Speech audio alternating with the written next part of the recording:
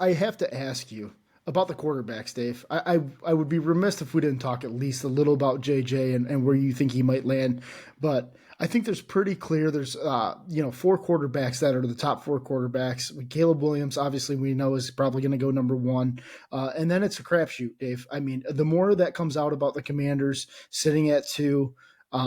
Mixed reviews on everything. It seemed like Jaden Daniels for a while, and then it got messy from there. But we'll go over the other three: Jaden Daniels, Drake May, and JJ McCarthy. Dave, your first question is, who do you like the most out of those three? Bias aside. But bias aside, I like the prototype of Drake May. I think people have kind of stopped talking about him, and not that he's like Josh Allen or anything like that, but I do think that he just has the build, the look, and the skill set really of an NFL quarterback. I think all three of these guys are really good. I think that JJ's gotten a ton of buzz. In my opinion, rightfully so. But I think people are forgetting about Jaden Daniels too. I think he's a very, very good quarterback. I don't know how he will be as an NFL quarterback. Brant, I think just even adding JJ into this conversation, and even Michael Penix Jr. and Bo Nix, at the end of the first round, it's if you just look at the history of the draft and these quarterbacks that are taken early on, I wish I actually had those lists in front of me. I could read you, Brant, so many guys that we were like, dude, coming out of college football, or this guy's he's next up, and it doesn't work out. And that's the majority that's the majority of these picks. And there's a reason why there's so many teams looking for a quarterback right now. A lot of these teams have drafted quarterbacks and it's not worked out. And so, yeah, I think that all three of them could be good. I think that Drake May is, to me, he's the number 2 overall pick, and people have kind of stopped talking about him. I got to say my piece about JJ, and then I'll let you talk real quick, Brant. Yes, I cannot put my bias aside, okay? I think that JJ McCarthy, he may not be ready day one, but I would love to have him on my football team. And it's hard to find guys that are just winners and selfless, especially at the quarterback position. JJ came into Michigan, did everything as a 5-star quarterback, and he knew he wasn't going to be throwing the ball 300, 400 yards a game. That's not what Michigan does. But he plays a winning brand of football. He does what it takes to win. All of his words are backed up by his actions. And you talk about a leader, a guy I want in my locker room.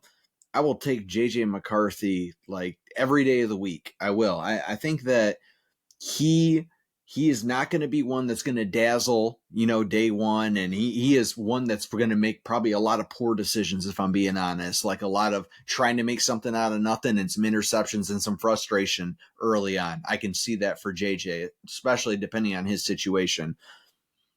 Let's talk 3 to 4 years from now. I think JJ McCarthy is going to be a pretty dang good NFL quarterback. Go ahead, Brant. Yeah, I'm gonna disagree with you on the JJ situation. I think he'll be a okay quarterback, but I don't know how he stacks up right now, because we don't know how he's gonna fit in the NFL.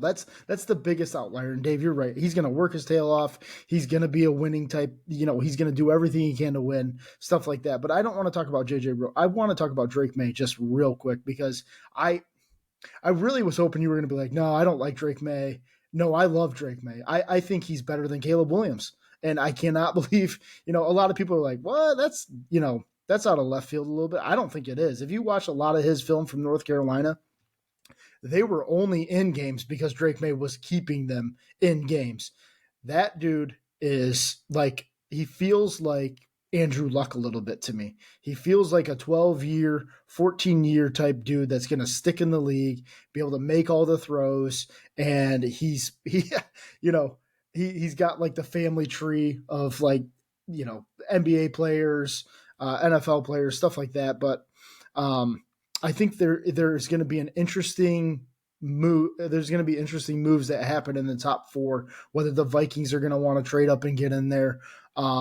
The Raiders are now in talks maybe of moving up and going and getting a dude like Jaden Daniels. So I just think there's going to be a lot of interesting things that break out here. I wouldn't be surprised to see JJ slip out of the top 10. I know a lot of people have him no matter what guaranteed. He's not going to get past the Giants at 6. I wouldn't be completely sold on that. I think JJ probably interviews super well, and that's why people have him, going in the top 10. But right now, if you're going based off film, he's behind Bo Nix and Michael Penix, right, Dave? Like if you're going solely off what you've seen from the quarterbacks. So I think there's a little bit left to be desired for JJ. However, I'm a little biased too. I love the kid. I think he's going to do fantastic in the NFL.